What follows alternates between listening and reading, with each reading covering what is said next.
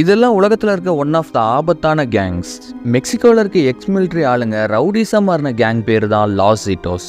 இவங்க ரவுடிசத்திலேயே மிலிட்ரியோட டாக்டிக்ஸை தான் பயன்படுத்துவாங்களாம். ஏன்னா இவங்களே எக்ஸ் மிலிட்ரி ஆளுங்கன்றதுனால.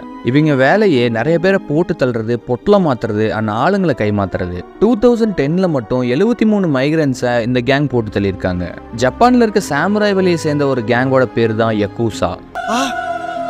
இது யாக்குசானா ஜப்பான் மொழியில கேங்ஸ்டர்னு சொன்னாவ. ஆமாங்க, இது ஆக்சுவலி உண்மைதான். இவங்க 1600களிலிருந்து இருக்க ஒரு கூட்டம். பட் இவங்க பெரிய லெவலில் க்ரைம்லாம் பண்ண மாட்டாங்க. இவங்களோட முக்கியமான வேலையை டேட்டூ போடுறது, சில சடங்கு சம்பிரதாயங்கள் பண்ணுறது, கார்பரேட் கம்பெனி மிரட்டி பணம் வாங்குறது, கரப்ஷன் பண்ணுறது, அவ்வளோதான். இவங்க ஜப்பான் யூஎஸ்லலாம் நிறைய இருக்காங்க. யூஎஸ்ஏல இருக்க 2 கேங்கை பற்றி இப்போ சொல்கிறேன்.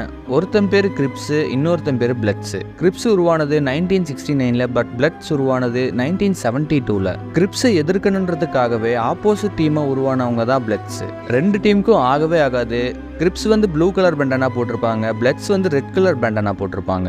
2 கேங்கும் ஒரே வேலை தான் செய்கிறாங்க. பொட்டலம் மாத்துறது, ஒருத்தருக்கு ஒருத்தர் மாறி மாறி அடிச்சுக்கிறதுன்னு தான் பண்ணிட்டு இருப்பாங்க. இவங்களோட ஹிஸ்ட்ரிலாம் எடுத்து இன்னொரு வீடியோவை போடுறேன், மறக்காம சப்ஸ்கிரைப் பண்ணிக்கோங்க.